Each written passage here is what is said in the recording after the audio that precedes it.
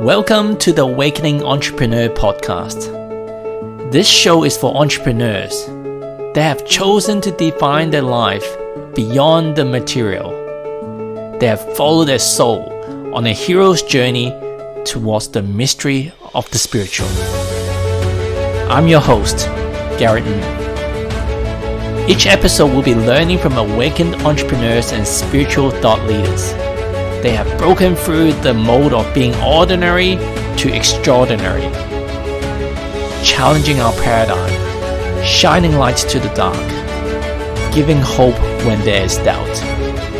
The moment of truth is upon us. It is time to transcend our world from fear to love. Are you ready? Let's go!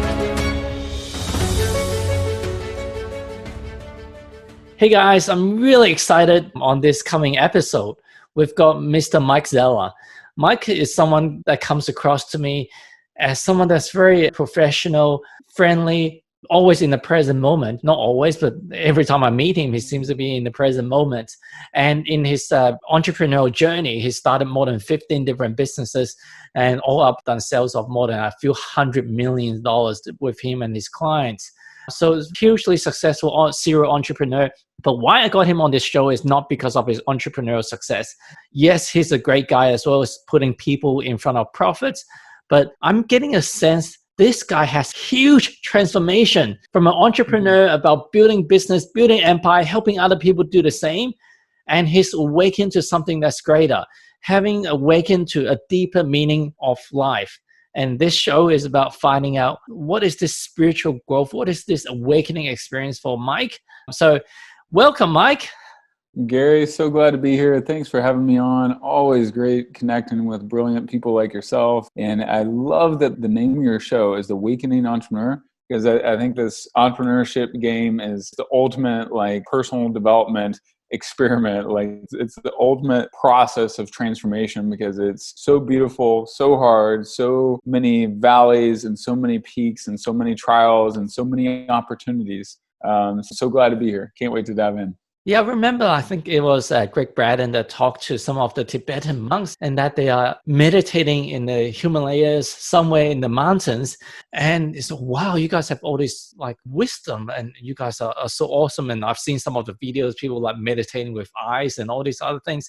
And the monk says, no, you guys are the real warriors out there. We are in our peace and tranquility. I have no distraction. You guys have businesses and dealing with people and all the craziness in our society. We respect what you do. If you're still able to get a sense of consciousness and mindful of what you're doing in this chaotic world, hats off to you. So I think we're all doing a fantastic job. Dude, funny, I'm writing a book that it's all about the warrior spirit, the core battles we go through as entrepreneurs. So that's my first book is all about that.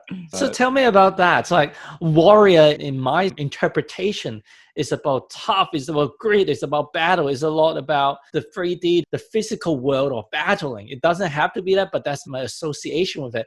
Where spiritual is almost like the higher dimension, the non-physical world, and you kind of have to take the zen, more like the feminine energy, and the warrior is more the masculine energy. So what is the spiritual warrior about? If you think about wise warriors from prior ages, prior eras, a great warrior, they've already been through battles. They've already been through the grit. They've already seen suffering. They've already seen trials. They know the best battles are won and fought off the battlefield. And their spiritual dimension of guys, this is not necessary. The ego, they've probably seen, you think of great warriors, they've probably seen people with too big of an ego lead themselves into trouble. And our peak, our ego, we feel like we're better than we are. And so we take unnecessary risk. And I did that, and about 5 years ago, I overextended myself because everything was up and to the right. And then you go through a valley and you think you're less than yourself. You think that you're less than you are because you're in the pit of despair. And so the entrepreneurial warrior for me, the spiritual side is man, it's really a battle within yourself, conquering the inner game and bringing out, becoming everything that you're capable of, everything that you're meant to be, and also being the force for good. Like you think of knights in medieval times, they're meant to protect society. And I do like in entrepreneurs, like in great ones, I feel like there is a warrior spirit. Right now, entrepreneurs are going to be the ones that solve climate problems. We're going to be the ones that solve our economic challenges. We're going to be the ones that innovate. If we tuck tail and run cowardly, our world crumbles and stays in suffering longer. People need a warrior entrepreneur spirit right now. That's awesome. So, Mike, tell me, what do you know about like going through the conflict, the challenges? Because I'm sure that most people that knows you from the external environment, it feels like that you've got it all together. You've got the life that most people can dream of. Like, what do you know about like going through rough time, difficult times, especially the times that some businesses is getting closed down, the clients canceling, or by the government forcing them to close the business? It's really doing it tough. Do you really know like what the struggle is like? Because like you've got all these successful business, or maybe some people having like relationship issues and health issues. Can you share a bit like what are some of the trial and tribulations you had to go through to get to the understanding of what you just shared? Sure. Yeah. I mean, I've experienced all the above: the health, the relationship issues, the business failures, the business wins. If you started a lot of businesses, that also probably means you failed at a lot of businesses because no one that is at this game very long doesn't have significant failures. It's kind of like my motto in my early 20s was like, I'm going to double my failure rate. So I double my success rate over time. And I just fail forward faster. So 2013, I entered a rapid growth season. That's when I joined, Tony Robbins' Platinum Partner, expanded, I started like 4 businesses in 1 year that I think in 2014 or 2015, and just grew and grew. But, what happens is you grow to your level of incompetence. And some business principles, they call it the Peter principle, where before long everyone in an organization can be promoted to their exact level of incompetency. They were great at the role before, now they suck at this role. And so I kind of hit that. I had so many businesses going and so much complexity that when I lost, or when I didn't have operations and I didn't have finance and I didn't have certain elements of legal really dialed in and great operating partners, I was in business with people that I thought were great operating partners, or I was trying to hire the great operating partner. And then just, cascading effect. I had this, and then I started falling in the sense of this business wasn't working. I had to sell out of this, close this, sell that, close this. And, I went through, in essence, a cleansing. And I lost over $1 million of personal wealth, basically in about a 3-year time period. And it about wiped my spirit, wiped my health, the stress. I remember one season where, my fault, some of it was, just so many circumstances. Like I would have business partners that would say, hey, we're your financial partner. We got the money side covered. Boom, they drop out. They can't come up with the money all of a sudden. And they overpromised. And then I remember I was so stressed at one point, I took a shower and I run my hands through my head, and I'd have like 30 hairs on my hand because my cortisol levels were so high that my testosterone levels had plummeted. So you go through seasons like that, you find what you're made of, and you also go through a spiritual journey of like, do I have what it takes? And you start remaking and rebuilding yourself too. So, do you think that journey was your hero journey that you have to go through, and a lot of people is necessary for them to go through, for them to get to a deeper understanding of who they truly are? Yeah, I definitely do. I feel like for people that are going to dream big and pursue bigger things, it doesn't mean everyone's going to have their ultimate pit of despair moment or midlife crisis. All this happened in my late 30s. And as you know, from Tony Robbins, like I went through my tunnel of all that, or the pit of despair is How long were just you in the tunnel for? I'd say about 2 years, plus or minus a little bit, but I'm just in my early king stage. So I'm getting my feet on the ground and finishing up, cleaning up a few of those messes, and I'm going to be ready to rock. Like this year is going to be a massive building year, as is next year and next few years. So at least we think that we're in the king stage and everything is all rose and dandy until there's another army of orcs or something that attacks us in our kingdom. Is like, oh, geez, we've been very banished. true. Yeah. Would you taken those 2 years back if you had a choice? I don't think I would have. because it forced me to make some hard decisions that I wouldn't have made, forced me to do certain things that gave me great fodder for my book, and real grit, and just that the stories that I need to help others that are going through it in our worldwide economy.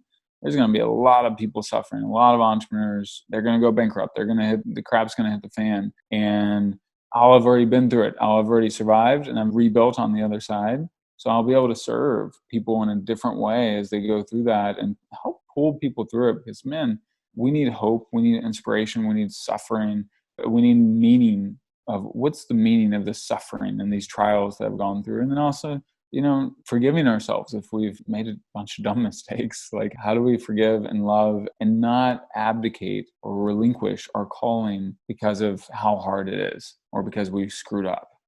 For any of the entrepreneurs or anyone that's listening for that matter, that's facing difficult times right now, that's really suffering on the cusp of a major crisis. Because right now, I think that the real disasters to the economy and to a lot of business hasn't really hit yet, because we're still having that lag period of grace. So what advice can you give to these people that's going to be facing this crisis on how to find the meaning in the suffering, how to transcend beyond the external issues to rise to the top? Yeah, this is like, man, the rigor of how you have to be disciplined in the sense of feeding your mind positive stuff and learn the stories. Like, I was going through that season. I was reading a positive mindset book every single week. Like, I was closer to God. I got connected, I prayed more. I was not allowing in negativity because I had enough negativity in between my ears. Was there any books that stood out to you during that period? Yeah, I love Power of Positive Thinking by Norman Vincent Peale. It's a faith-based book, but it's so inspiring. I've read it like 5 or 6 times. I've read You Are a Badass at Making Money probably 2 or 3 times in that season. Science of Getting Rich. Failing Forward by John Maxwell is also terrific. Can't Hurt Me by David Goggins, the Navy SEAL guy. That guy ran like 3 miles on a broken foot type deal. And you're like, that dude is tough as nails. And then feeding, like, just reminding yourself, my dad in the 80s, he literally had a world champion racehorse, like one of the top horses in the world in harness racing, mid 80s, Banker Barker. One night we get a call. The barn is on fire. The horse barn is on fire at the racetrack. And he had about 15 horses in there, and he was just at his peak, like, industry peak, better racers in the whole country. And turns out all the horses burned up. The whole barn burned down. Horses died of smoke inhalation and all that. And he lost his business, literally burned to the ground in one night. And I asked him, I interviewed him for my book. I was like, so Dad, what'd you do? He said, you know what? I did what I could, which is I got up the next day, went back to work. He made phone calls. Started rebuilding his business, started getting his feet on the ground, started getting his bearings. Within a month, a little over a month, he had refilled his stable with new horses. And the community had rised up. People had, out of empathy and respect, had said, hey, why don't you train these 2 horses? Why don't you train these 3 horses? He was back on track because he had a good reputation and treated people fairly. That also helped the community reach out and support. And, we all need support at different times. So, but he did what he could do. That's the thing. We got to do what we can do today. We can't solve every problem in one day.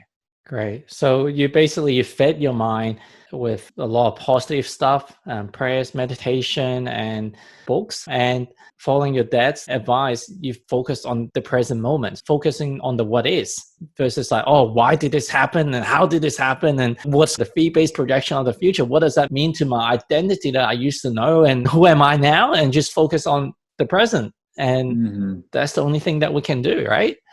Exactly. When we do that, it's like, man, we can control the controllables. That's what we can control. We can control what we do today. I can't control tomorrow or yesterday. We can't even control what happens like the next moment, the next minute. Yeah. And we can't, I think it's this myth as well that we're all confronted with right now is, you think about it, this tiny little virus, tiny little invisible virus has dismantled the world. Dismantled the world's superpowers. We're used to like, all right, World War II is the Nazis and all this conflict around the world. We're bombing and blowing up each other. It's not that. That hasn't dismantled the world. It's an invisible spreadable microorganism. Just wrecked. We're fragile. I think this has brought back the myth. It's confronted us with the reality that we are fragile. So we got to respect it. We got to respect our planet. We got to respect our ecosystem, and we got to help each other too. Yeah, I was just listening to Dr. Bruce Lipton, some of the things that he shared. Compared to 1970s, like around 60, 70% of the animal species are gone. Mm-hmm. So in the last like 30, 40 years, actually it's 50 now. And if you look at the amount of fish in the ocean, like 90% of them are gone as well. So as a human race, it's basically destroying this planet. Yeah. Life will go on without human species, but we need the other species to survive. And this is a great period for Mother Earth and all the other species to heal up. And I'm sure that you've seen videos of the wild animals like going to the city, and people can start hearing the birds chirping and the animals are walking again. And mountains that they couldn't see in India, the Himalayas, now they could see it the first time in 30 years. So I'm excited about this period of cleanse and detox for the planet. Exactly. Like my wife and I on our walks, we've often pondered whether or not right now this is like the planet, Mother Earth saying, hey, guys, I've had enough. You guys got to slow down. I'm going to disrupt the world order so that you guys take care of this. Like shift the power structure, shift things around so that she could create healing, cutting down on factory and consumption and helping people just get outside and connect with the garden and connect with the earth again, connect with nature, connect with yourself. So I think that's definitely a gift of this crisis at the moment. Brother, I want to delve a bit more into your spiritual journey. For myself anyway, being raised in this Western society of thinking, capitalism, consumerism, what happiness is, what the meaning of life is, accumulate as much of the external stuff as you can, the bigger car, the bigger house, and be a nice person. And that's your way to the road of happiness, freedom, love, and everything else. But with these awakening experiences, usually is when we have to eat humble pie, when our identity of who we are and what we have known about success is come crumbling in front of us. It's almost like it reminds me of the Dr. Viktor Frankl, Man's Search for Meaning. Like I had to search for meaning. Why is this happening? And what is the deeper gift in all this? Do you have to go through this period that you went deeper than just the surface information of the reality, the physical reality world? Okay, well, I wasn't a good entrepreneur. That's why this stuffed up and that stuffed up, and I could have done this different. Do you have to go to a bit more of the spiritual, the things that I guess in the West we're less accustomed to, but in the East, they've always focused on this for a long time. Can you share a bit more about that journey? We are all more than meets the eye. And I think, I was one of my new coaching clients, one of my new VIP clients. He's got a successful YouTube business. He's successful in his career, but he kept on hitting the ceiling. And I was coaching him. I was like, Matt, here's the deal is you're relying way too much on analytical side.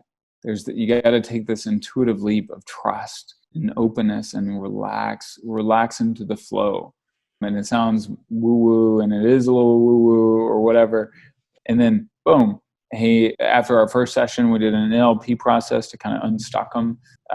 We talked through this, worked on this, shifting his money mindset, helped his analytical side relax, and helped him lean into this almost divine intuition, divine guidance, or being guided. We're both on Tony Robbins, and talks about being guided. What if life's not happening to you, but it's happening for you? What if you're being guided? Whatever you believe, it's source, God, Jesus, Muhammad, etc. And he did it. And he had a record income week the next week. He just let go, and he found, now it's not just about the income, but it was, the income is a reflection for him. It was just a measurement of taking a faith step forward. Some of us, we might need to give up our income for our next part of our journey. And we might need to, go experience a meditation retreat or whatever. There's a divine guidance that is there for all of us if we will open ourselves up, and it's not going to make rational, logical sense many times. And in your 2 years of downward spiral, how were you able to connect more with your divine? Was it something that you did? Did it just happen overnight, or was it progressively somehow you just got more tapping into more your intuition and your divine guidance? Yeah, good question. I think, I did shift more deeply into meditation. And I think it's when your ego is stripped away, and, our Western world, our ego is stripped away by accomplishments. And I'm high 3 on the Enneagram. So I'm very driven, accomplishment. And when some of that is stripped away and you can't hold on to that and you have to let it go, then you start shifting and realizing, you know what? All right, like this is what I'm really meant. Like you need that still small voice. It's kind of even what's happening right now. If you're quarantined, or if you're bedridden, or if you're going through a lonely time, maybe your God or the universe is beckoning you, is like wooing you in, saying, hey, listen to your heart, listen to your soul. I don't want you to go another day, another year, another decade living apart from your purpose or what you're called to create. I want you to be awakened and fully alive. Get out of that relationship, in patterns of life, sometimes patterns of life that don't serve us and really truly serve our higher calling. Then we almost need to be shaken. It's like it's shaken out and thrown out and confronted if we don't intentionally choose it ourselves. And for a lot of us, we're so stubborn. we're charging ahead, full steam ahead, until we get sideswiped. And sometimes we need a good sideswipe. And the pain is a gift from above. So how can you differentiate the thought that comes into your head is purely from your mind or from your ego? Or is it from the divine? Because if we try to meditate for a minute, we're still getting noises coming in. We're still getting thoughts that's coming through. So how do you differentiate? Yeah. Is it my ego wanting this, or is it I'm getting the calling to take this particular action? Yeah, good question. One thing that comes to mind is ego puffs up, love builds up. So when a thought or a leading is, you can feel yourself almost building up with pride. If it's doing that out of ego versus out of contribution and out of love, then I'm probably doing it out of spirit guidedness. And also yearning and desire to do good. It doesn't mean, hey, just because I want a nicer house or a more beautiful car or whatever, that's not necessarily ego. But oftentimes it is, in the sense of, like, if you're listening to your ego more than your spirit and more than your desire to contribute, if you're driven by contribution, then rewards will come. The goal is for rewards and material things and attachments to submit to purpose and submit to contribution, to be underneath. And so that's the first thing. I think you can do heart checks. You can see it. There's an energetic feeling. If you're really honest with yourself, you can attune yourself to that, and you can ask those that you're close to if they're the sort of people that are on. This is also why it's important to have a tribe or a mastermind, or have truth telling in your marriage or relationships or friendships with other aware people. My wife always tells me the truth. Yeah, exactly. Mine too. And sometimes painful, and sometimes it sucks, but it's there. And so truth is available. We got to seek it, though. Seek and you shall find. So what are some of your daily habits, routine like before you went through this spiritual journey? And what is it like now? I assume that what you share with your VIP clients before is probably a lot more structured and analytical, and now it's a lot more based on your intuition, your guidedness. But how does that look like in the physical form? Is it the physical form still look exactly the same, but the way that you operate is slightly different? If you can share with our listeners, how do you differentiate? How do we flow with the guidedness? Because are we just going to turn up and not plan? How do we operate? Good question. I'd say one of my daily routines, I haven't changed them, but I've added more elements of connecting with my heart, connecting with my soul. Like I do these things called emotion code sessions to break down my heart walls, to be more emotionally connected. Can you expand a bit more on that? Like, how does that work? Yeah, you typically will work with an emotion code specialist or practitioner. Tony Robbins actually wrote the foreword for the book, The Emotion Code. Do body testing. A practitioner will be testing on your body, not your body. Like, she doesn't need to press on your body, but she'll be testing.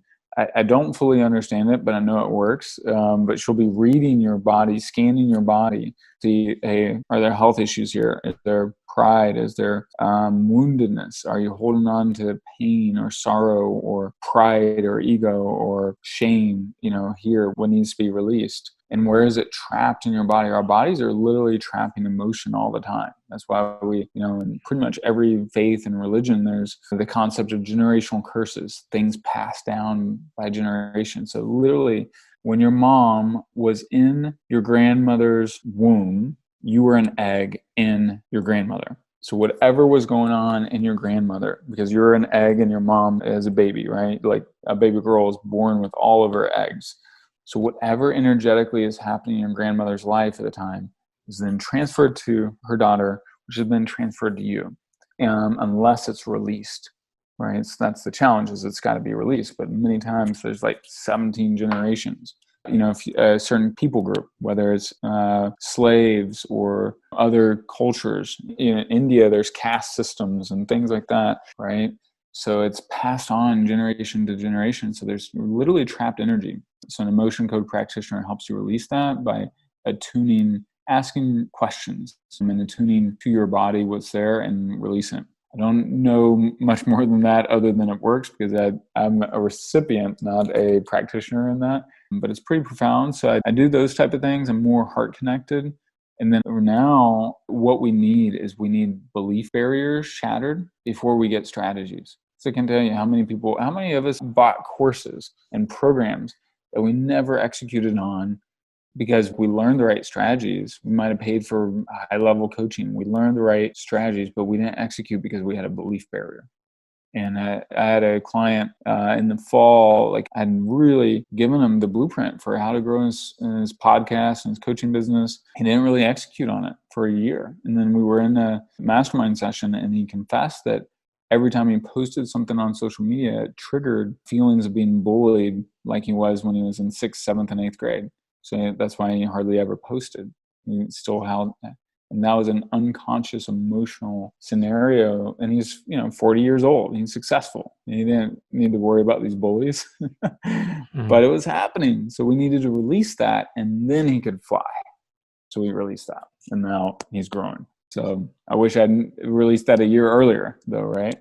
So yeah. I work on releasing a lot of that earlier now. And what do you do for meditation? I have about 4 or 5 different recorded meditations from other people that I listen to on my phone. It's on my Spotify. Actually, some of them are from Australians, in fact. And then, I lead people through a guided NLP process, guided meditation, that transformation meditation session that helps rewire the subconscious mind. So I, in essence, do that on myself as well with the recordings and stuff. But most days it's 5 to 10 minutes is what I end up doing. And then I do the Tony Robbins priming that we've all done if you've been to a Tony event. Yeah. So what is life about for you now? And what was it before as an entrepreneur? Yeah, I think before it was a little bit more about building my kingdom and my empire. And right now it's about deepening my impact with I feel a really deep call to help and serve some of the world's most driven, high achievers and accomplishment-oriented people, leaders, achievers, and entrepreneurs. That's who I really want to serve. And I get to do that. And pro athletes as well, or entertainers. But, I want to unleash their God-given potential. I want to help people find their flow, find their lane, step into it, call their power out, and live in alignment with love and contribution more than ego. When we live for power, we demand control, and we cannot love. That's an interesting topic, segue. I guess the existing marriage and relationship framework we have in our society, for the most part, is all about control.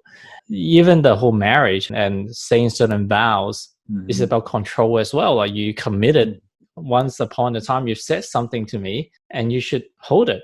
I'm sure at a certain point in our life, there's a certain type of food that we don't like, and later on we like it. There's certain theme park or certain roller coaster rides, or we don't feel like we want to go to, but another day, another moment, we may want to go on to it. But I don't know who created the whole paradigm of locking someone into a relationship, and whether that is part of nature or not. How do you approach relationship without the control? Yeah. This book written by this Jesuit monk and priest, Anthony de Mello. It's called The Way of Love. And he talks about I've read one of his books. I forgot which one it was, but it's great. awareness, maybe. Was it awareness? I forgot, yeah. Yeah. But he talks about love when there's attachment. To truly love, you have to let it go. It's kind of like that whole thing of, to know if someone really loves you, you have to let them go. And it doesn't mean you let the relationship go. It just might mean you're letting go of control of the circumstance and saying, hey, I'm devoted to loving you. Sometimes it also means letting go of some of the ideals around that, because sometimes we can't see who someone is because we see what we want them to be. So we got to let those layers drop, or those scales drop, so that we can really truly see not who we want them to be, not who we expect them to be, but who they really are. It's not an easy journey, but it's a release of attachment and a release of expectation. Yeah, I think there was a story that he told, correct me if it's not him, but there's this man, because of his past relationship experiences, is given up on relationship. He doesn't believe in romantic relationship, loving relationships, intimate relationships, until one day he found another woman that had the same exact belief as him. And before you know it, they got along as friends and they really enjoy each other's company. And time passed, and as you can imagine, the connection just grew.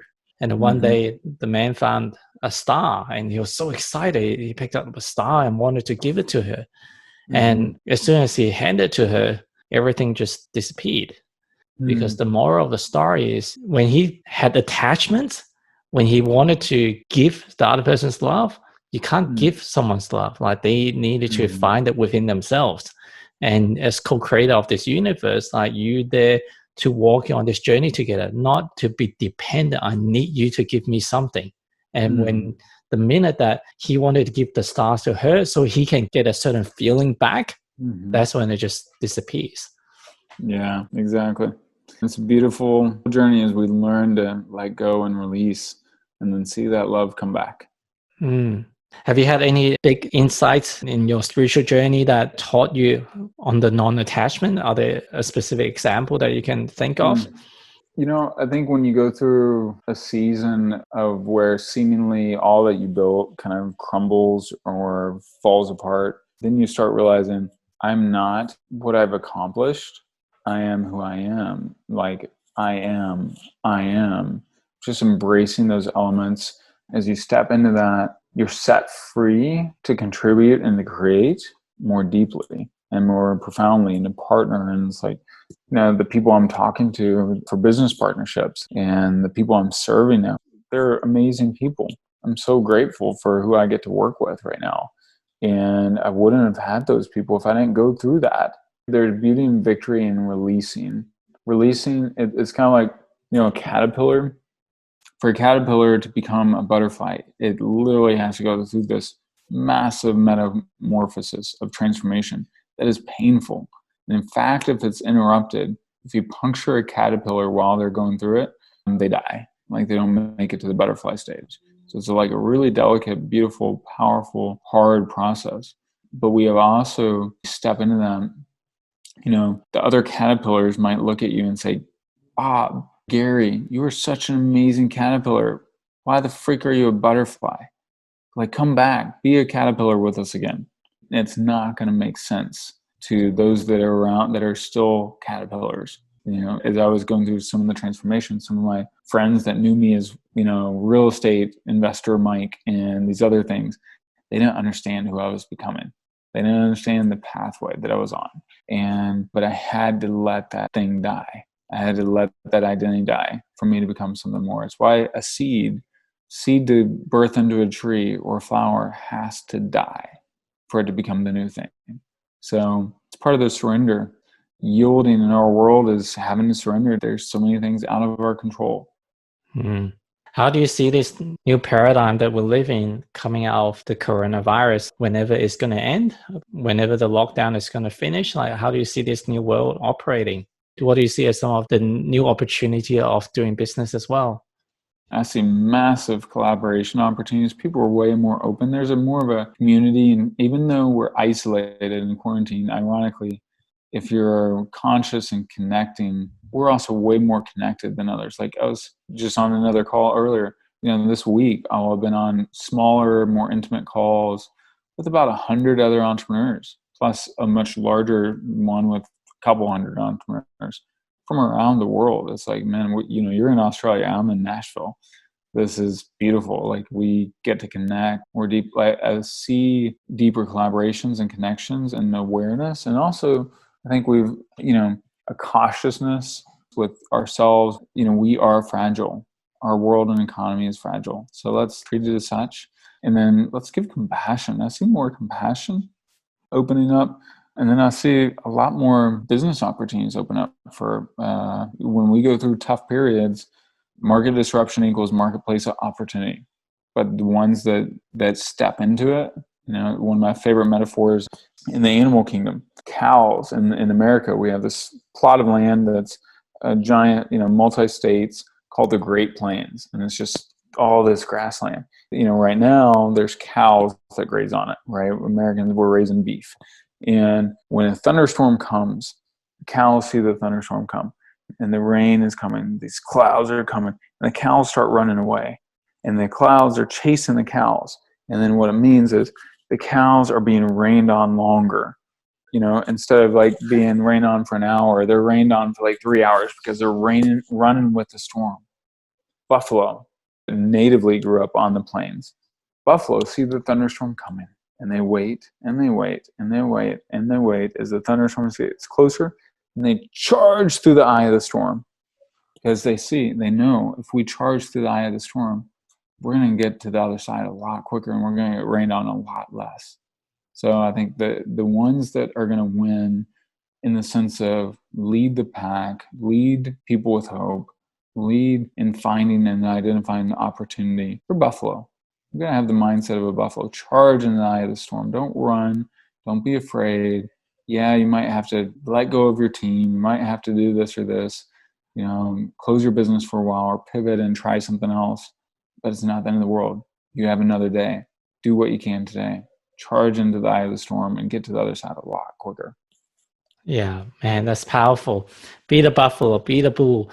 So on that note, I really want to acknowledge you for your generosity of your time. You've shared so many like golden nuggets and wisdom and how to navigate this ever-changing dynamics of this entrepreneurial world. If there's one last wisdom you want to share with the audience, what do you want to share, Mike? I would add, we've got today to live. One of my other favorite quotes is if you live with one foot in the past and one foot in the future, you piss on the present. Maybe not the most inspiring quote to end with, but we only get to live today. Again, it's like, man, you've got today. Grab it, seize it, don't waste it. Someone desperately could use your gift. I remember one time I went to, it was part of my church, the church that I was going to at the time. One day they had Feed the Homeless Day. I showed up at this church. I didn't really know what was happening. And they were, instead of having a service, they were going to feed the homeless that day. So I walked out and there was 200 church members and 200 homeless people. So they didn't really need us. I basically stood around and talked to a teenage homeless guy for maybe 20 minutes. And that was all that really happened for me. And I was like, this is kind of pointless. Good idea, sort of good intention. Then 3 or 4 months later, I'm at this other church and they said, hey, we have this Christmas program coming up. We need some volunteers. And I was like, you know what? I don't really want to volunteer. I kind of hate volunteering and just standing around. And, sometimes you volunteer for things and you don't really feel desperately needed. You don't feel like you're making a big difference. Sometimes you do, but I was like, you know what? But what I can do at the time, I owned a car dealership and we had a social mission component where every car we sold helped us give away another car to someone in need. So I wrote on the little comment card, you know what? We'll donate a car to your Christmas program to give to a family in need. I could do that. No one else could do that, at that point. And sure enough, we donated a car. They blessed a family. It radically changed a family's life because in America, you just don't get around very much if you don't have a car. Right? Like Australia is probably largely like that. And this family, mother with 3 kids type deal, radically changes her economic situation, her ability to get great work, her future for her kids. That was satisfying. And so I did what I could do. do what you can do. Do not abdicate. Do not relinquish that. Do not forsake that because you feel sad about this or that. That's why we got to like guard our mind, not allow it get consumed with negativity and fear and pessimism. That's why we got to feed our mind with positive stuff to find, hey, even when life is really freaking shitty, what can we do today? What can we do to serve? So, thank you, brother. So if people want to get in contact with you and learn more about your coaching, your masterminds, where can they find you? Good question. MikeZeller.com. That's ZELLER.com, or Instagram, Michael R. Zeller, and Facebook is Michael Zeller, as well as LinkedIn. Love to connect with you guys. Also got a book coming out on a positive mind in uncertain times. So we'll have the link up for that before long. So as the title is finalized, I'll send that to you, Gary. But man, honor being on the show, dude. Thank you so much. Love the depth, love the emphasis of what you're creating here and what the good you're doing in the world. It's an honor to be here. Thank you, brother. Likewise. So until the next time, we'll catch up soon.